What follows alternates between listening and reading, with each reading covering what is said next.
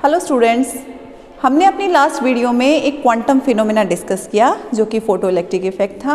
And उसमें हमने देखा कि कैसे फोटोन किसी मेटल सरफेस पे फॉल होता है तो इलेक्ट्रॉन किस पर्टिकुलर कंडीशन में जनरेट होंगे एंड उन इलेक्ट्रॉन्स की प्रॉपर्टी हैं वो कैसे फोटोन पर डिपेंड करेगी। अब नेक्स्ट जो क्वांटम फिनोमेना है वो है कॉम्पटन इफेक्ट।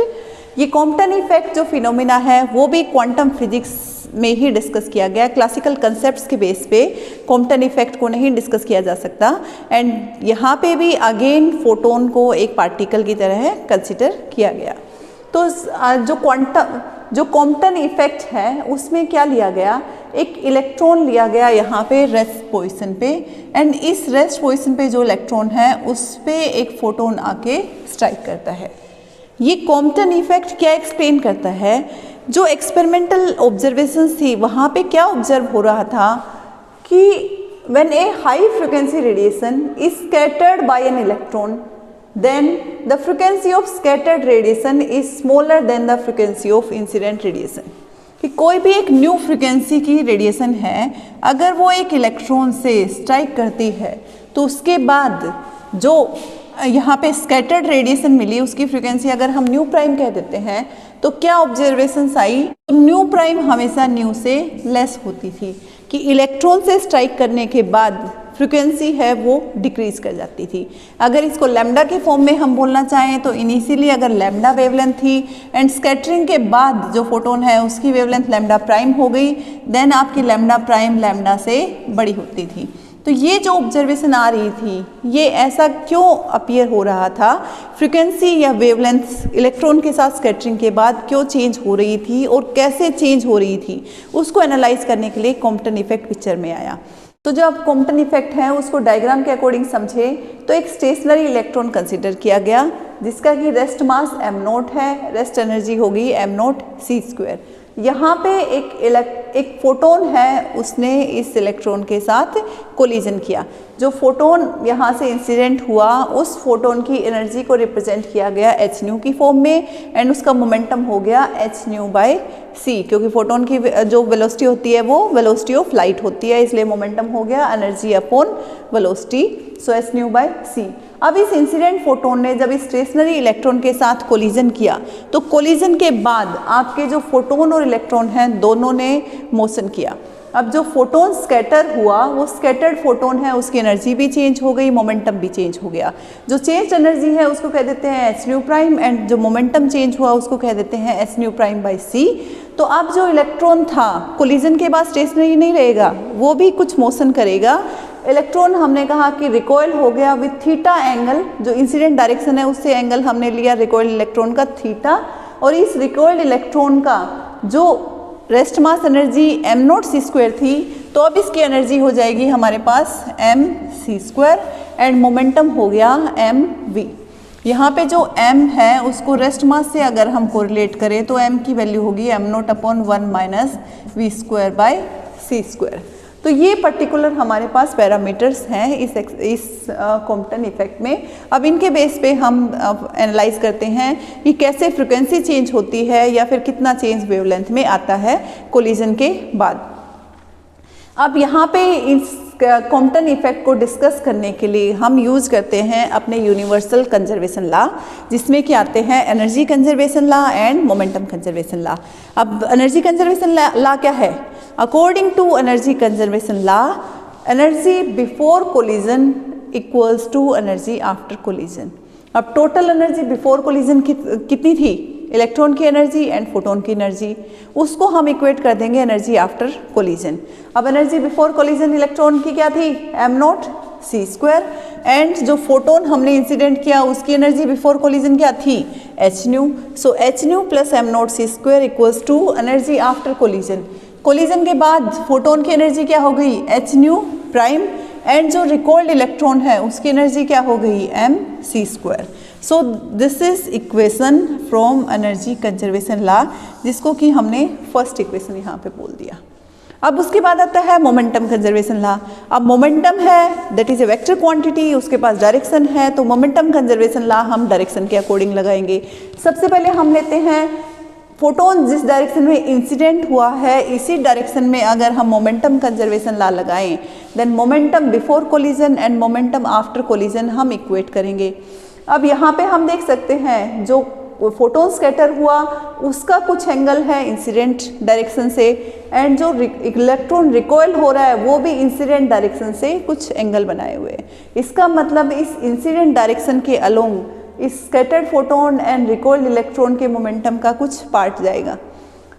सबसे पहले बिफोर कोलिजन अगर मोमेंटम की बात करती हूँ तो बिफोर कोलिजन मेरा इलेक्ट्रॉन रेस्ट में था तो उसका मोमेंटम 0 होगा, लेकिन फोटोन है उसकी खुद की एक वेलोसिटी है, वेलोसिटी ऑफ लाइट c, तो मोमेंटम का फोटोन का मोमेंटम हो गया h/c। सो बिफोर कोलिजन मेरी यहाँ पे पैरामीटर्स हो गए h/c + 0, but after collision momentum in this direction, so photon का मोमेंटम है h/c, सो इस पर्टिकुलर डायरेक्शन में मोमेंटम का कंपोनेंट हो जाएगा h/c cos phi and electron का मोमेंटम हो जाएगा mv cos theta. So this momentum is equals to momentum after collision, और मोमेंटम आफ्टर कोलिजन है h/c cos phi + mv cos theta. Similarly हम मोमेंटम की बात करेंगे इन द परपेंडिकुलर डायरेक्शन। क्यों? क्योंकि यहाँ पे जो हमारे पास ये वेक्टर क्वांटिटी हैं इनके हमें डबल कंपोनेंट मिलेंगे, किस डायरेक्शन में कंपोनेंट होगा, एक किस डायरेक्शन में कंपोनेंट होगा। सो आपका मोमेंटम हमने इंसिडेंट फोटोन की डायरेक्शन में तो ले लिया मोमेंटम कंजर्वेशन, लेकिन इसके परपेंडिकुलर डायरेक्शन में भी हमें कुछ कंपोनेंट मिल रहे हैं मोमेंटम के आफ्टर कोलिजन। बिफोर कोलिजन हमारे पास वाई डायरेक्शन में कोई भी कंपोनेंट नहीं है, तो वाई डायरेक्शन में हमारे पास बिफोर कोलिजन टोटल मोमेंटम है 0, लेकिन इन जो scattered photon and recoiled electron के कंपोनेंट्स हमें मिलेंगे वाई डायरेक्शन में। स्कैटर्ड फोटोन का कंपोनेंट वाई डायरेक्शन में हो जाएगा हमारे पास h/c sin phi, and recoiled electron का कंपोनेंट हमारे पास हो जाएगा mv sin थीटा।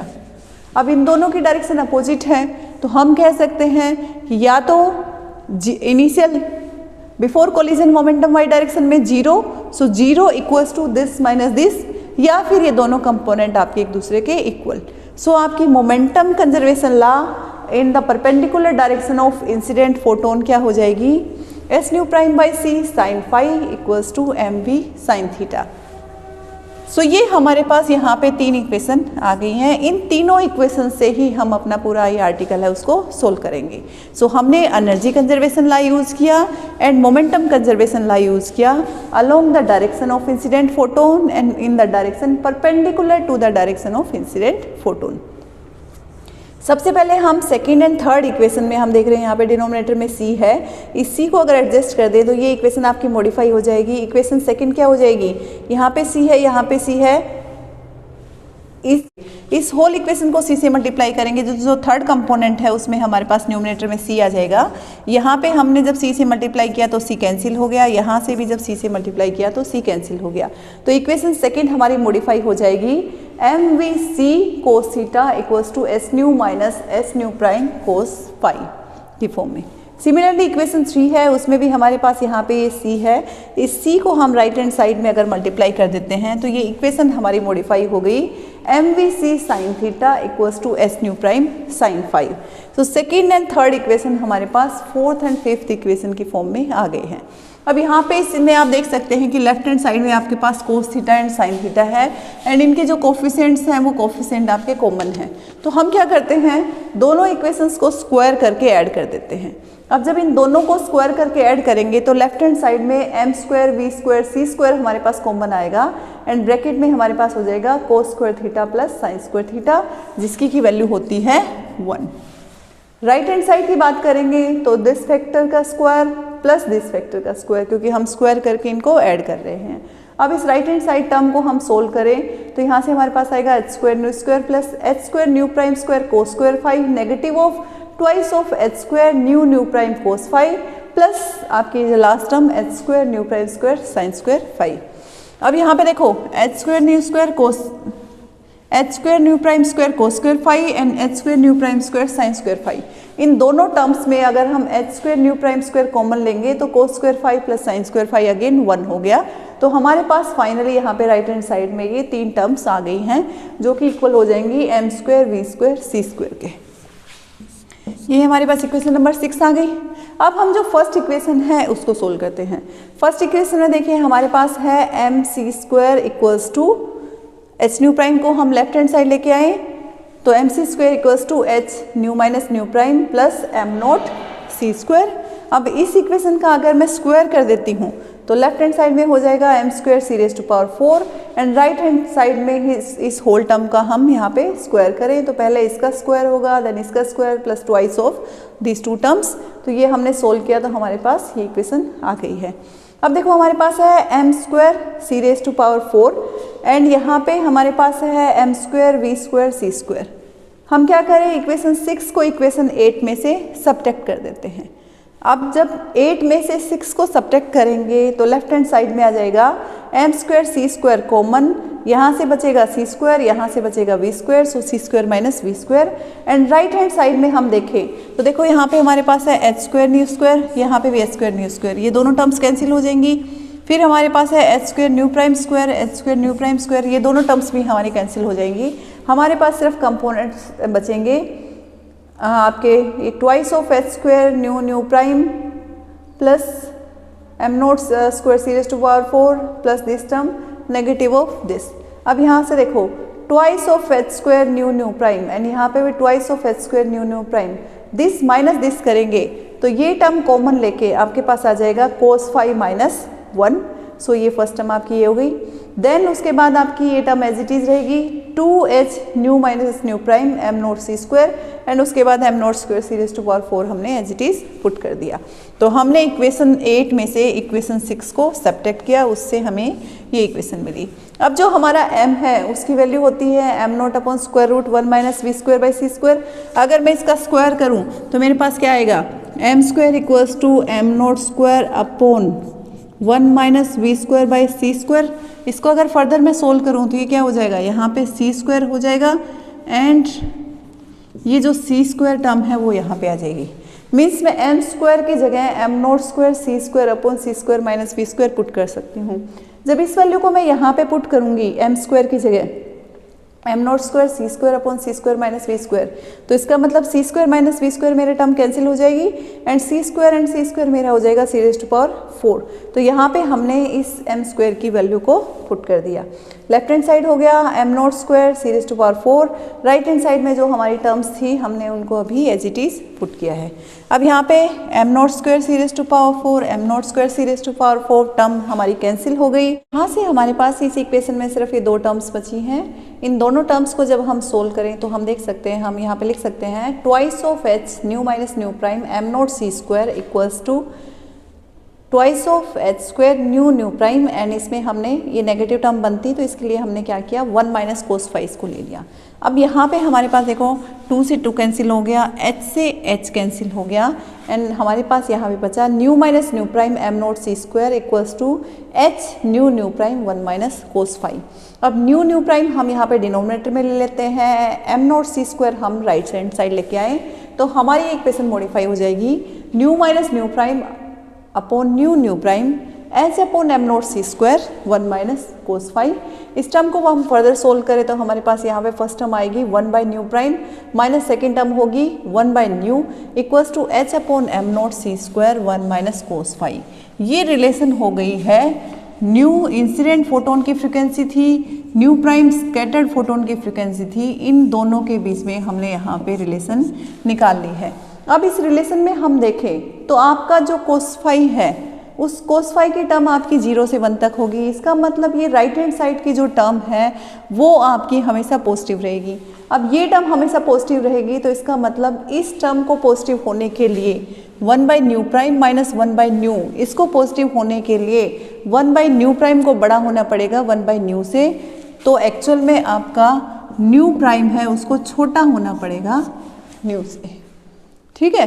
तो आपका जो न्यू प्राइम है वो न्यू से हमेशा छोटा रहेगा, वो यहाँ पे इस इक्वेशन से हमें क्लियर हो रहा है। नेक्स्ट अगर इस इक्वेशन को हम लैम्डा की फॉर्म में निकालना चाहें कि लैम्डा में क्या चेंज आया before collision and after collision, तो लैम्डा की फॉर्म में निकालने के लिए हम न्यू को लैम्डा की फॉर्म में कन्वर्ट कर देते हैं। न्यू होता है हमारे पास c by lambda, so new prime is c by lambda prime and new is c by lambda. बाकी इक्वेशन आपकी सेम।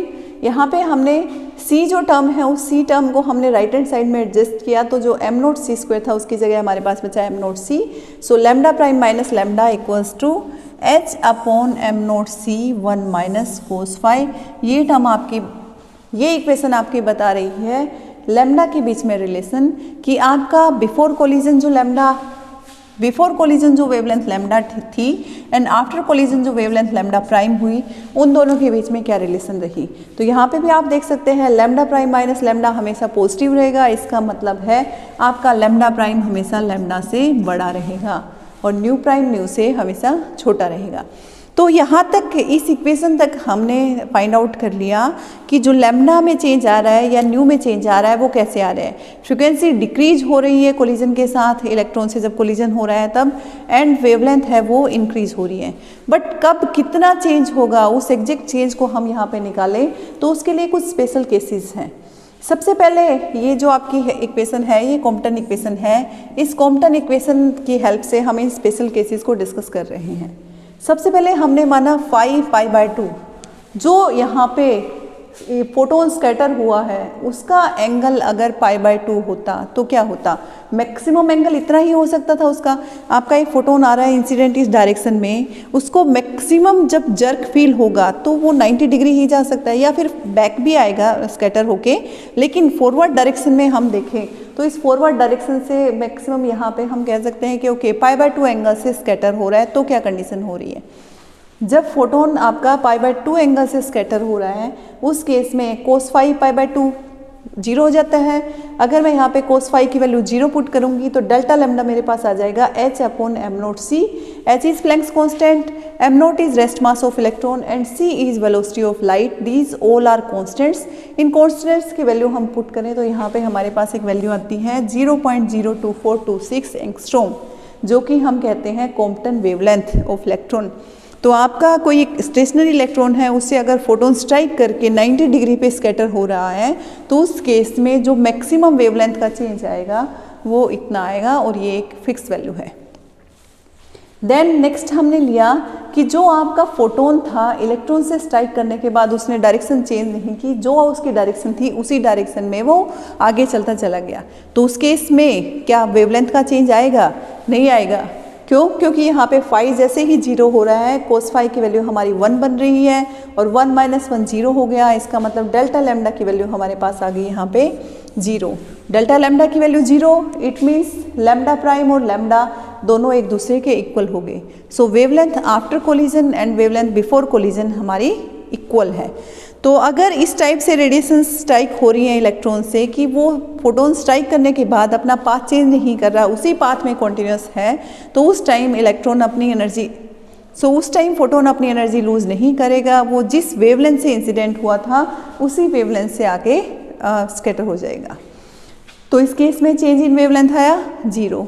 थर्ड एक कंडीशन है कि अगर फोटोन ने स्टेशनरी इलेक्ट्रॉन के साथ कोलिजन किया और कोलिजन के बाद वो रिवर्स बैक डायरेक्शन में स्कैटर हो गया, तो उस केस में जो एक्सचेंज हुआ एनर्जी का या उस केस में लैम्डा का चेंज हुआ वो कितना होगा? इस केस में मैक्सिमम लैम्डा का चेंज होगा। और यहाँ पे अगर फाई 180 डिग्री है तो कोस फाई की वैल्यू हमारी होगी -1, कोस फाई की वैल्यू